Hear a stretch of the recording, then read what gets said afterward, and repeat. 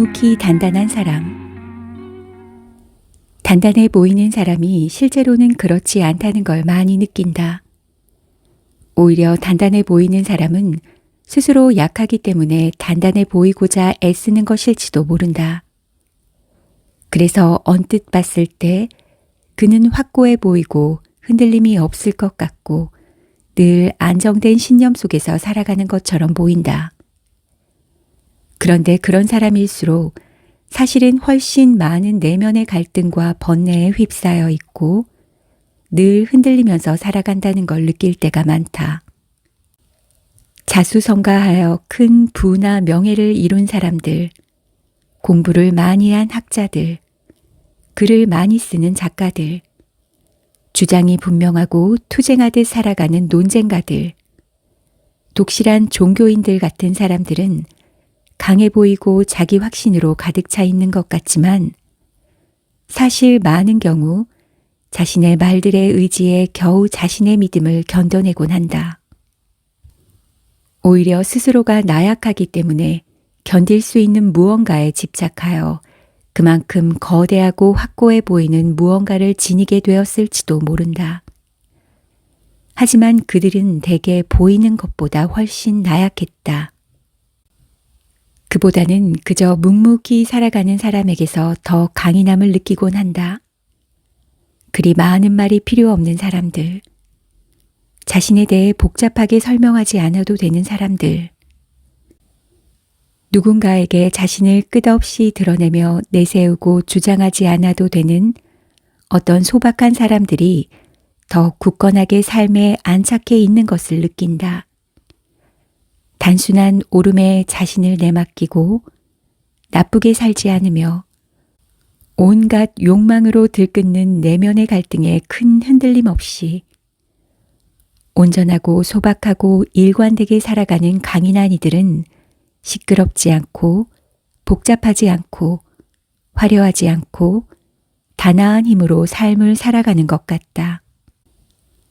나 자신이 가장 초라하게 느껴질 때는 소박한 강인함을 지닌 사람들 앞에 서 있을 때이다.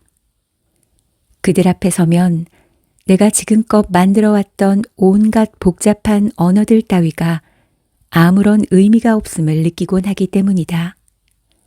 할 말이 없고 할 수 있는 말이 없다. 나를 설명할 이유를 느낄 수 없고 그것의 무의미함만 절절하게 느낀다. 그들은 묵묵히 살아내기 때문이다. 그들에게 강해 보이고 단단해 보이는 복잡한 껍질 같은 건 필요 없기 때문이다. 그들은 강하기 때문에 그렇게 살아가기 때문에 그 앞의 나는 비밀의 정원 같은 곳에 숨어 사는 병약한 도련님처럼으로나 느껴진다. 삶을 붙들고 어떤 정신의 병으로 도피하지 않고 사랑에 속하며 망상에 도취되지 않고 오늘을 밀착하며 복잡한 자아에 몰두하지 않으며 나의 의무들에 묵묵히 충실하면서 금방 모든 걸 뛰어넘을 수 있다는 유혹에 휘둘리지 않으면서 내게 주어진 것들 바깥을 꿈꾸지 않으면서 그저 살아나가는 강인함을 지니고 싶다. 그 안에서 벗어나지 않는 단단함으로 삶을 살아내고 싶다. 의존적인 사람. 세상에는 대략 두 종류의 사람이 있는 것처럼 보일 때가 있다. 독립적인 사람과 의존적인 사람으로 말이다. 나는 세상을 홀로 살아가는 게 무서웠다. 언제나 그보다 더한 두려움은 없었다. 언젠가 버려져서 박탈되고 쫓겨나서 홀로 되리라는 두려움과 그로부터의 도망, 그러니까 버려지는 일들로부터의 도피가 내 삶의 가장 중요한 시절을 지배했다고 해도 과언은 아니다. 그 바탕에는 불안감이나 의존감 같은 게 깔려 있을 텐데 나는 이것을 극복하려 하지 않았다. 대신 어떻게든 그러한 결핍을 채우거나 회피하려고 했다. 그리고 그것이 내 삶을, 나를 만들었다. 한편 어떤 사람들에게는 그런 갈망이 없어 보인다. 그들은 그저 바탕 자체가 나와는 다른 존재들처럼 보인다.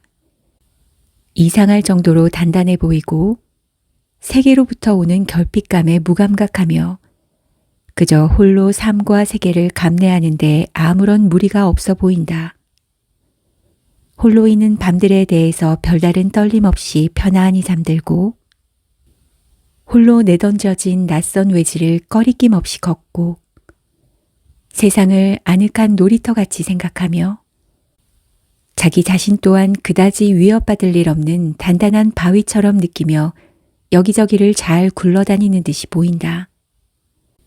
그들은 근본적으로 타인의 필요성을 절실히 느끼지 않는 것 같다. 타인과의 접촉에서 타격받지 않고 만남과 헤어짐에 크게 상처받지 않으며 자기만의 단단함으로 독립된 존재로서의 삶을 마치 어느 개척자나 항해사처럼 잘 살아내는 듯하다. 그러나 나같이 의존적인 사람, 근본적으로 영혼 깊은 곳으로부터 어딘가에 기대지 않을 수 없는 나약한 인간은 전방위적으로 삶을 견뎌내기 위한 장치들이 필요하다.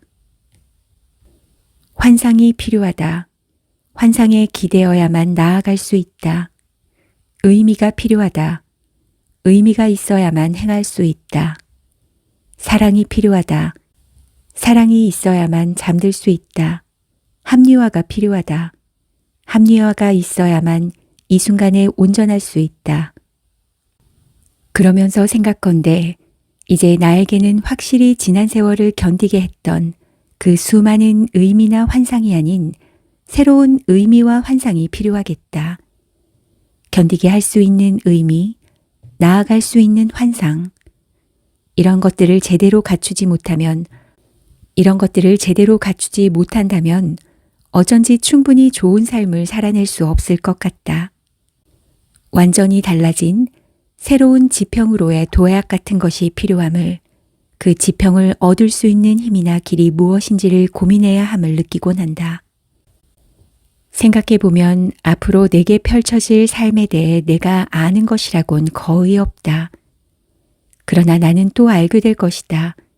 내가 무엇에 의존해야 하고 무엇을 사랑해야 하며 어떤 식으로 내 삶을 합리화해야 하는지를 말이다. 그것이 나의 삶이자 생존 방식이었고 나라는 인간을 이루어 온 내가 익힌 기술이기에 나는 또 이 삶에 나의 방식으로 적응하게 될 것이다. 자기만의 스타일로 삶을 살아낼 수 있다는 믿음이 쌓인다. 단순한 분류로부터 출발했지만 다양한 분류 속에서 우리는 저마다 위치를 가지고 있을 것이다. 그리고 그 분류에 따른 자기만의 방식을 안다면 삶을 크게 두려워할 필요는 없을 것이다. 이유 없이 나를 좋아하는 사람과 좋아하지 않는 사람. 세상에는 이유 없이 나를 좋아하는 사람도 좋아하지 않는 사람도 나아가 싫어하는 사람도 있다. 우리는 자신에 대한 타인의 호불호에 자신의 옳고 그름을 찾으려 하지만 사실 호불호에는 그만한 이유가 없는 경우가 많다. 특히 내가 누군가의 마음에 들지 않는 것에 관해선 너무 오래 생각하지 않는 게 좋다. 그 고민의 끝에서 멋진 진실, 정당한 기준, 투신할 만한 진리가 발견될 가능성은 거의 없기 때문이다. 10명 중 한 사람 정도만 나를 좋아하면 충분하지 않을까? 그것조차 너무 많은 건 아닐까 하는 생각을 갖고 있다. 돌이켜보면 어릴 적 한 반에 여러 명이 있었고 그중 나를 진심으로 좋아해주고 나도 진심으로 좋아하는 친구란 서너 명이면 충분했다. 나머지는 아무래도 좋았고 설령 나를 나쁘게 본다 해도 큰 상관이 없었다. 이제는 그조차도 많은 것이 아니었나 싶다. 어린 시절 친구 중 몇 명이나 여전히 남아있는지를 생각해보면 말이다. 요즘에는 오히려 일상생활에서 너무 많은 사람으로부터 호감을 얻는 사람들이 더 문제 있어 보이기도 한다. 모두와 친할 수 있는 사람이란 사실 누구와도 친하지 않은 사람이란 뜻이 아닐까? 오히려 소수와만 호감을 나눌 수 있는 사람이야말로 자기만의 무언가를 가진 사람이 아닐까? 그러니 누군가 나를 좋아하지 않는다는 이유로 혹은 호감을 거두어 나갔다는 이유로 너무 실망하거나 전전긍긍하지는 말자. 그들은 10명 중 9명에 속하는 누군가일 뿐이니까. 나는 10명 중 1명에 집중하는 삶을 살고 싶다. 그에게서 좋은 것을 발견할 수 있는 사람, 그리고 나에게서 좋은 것을 발견해 준 사람과 함께하는 것만으로도 삶은 이미 너무 모자라다. 삶은 그렇게 광대하지 않다. 삶은 생각보다 얼마 남지 않았다.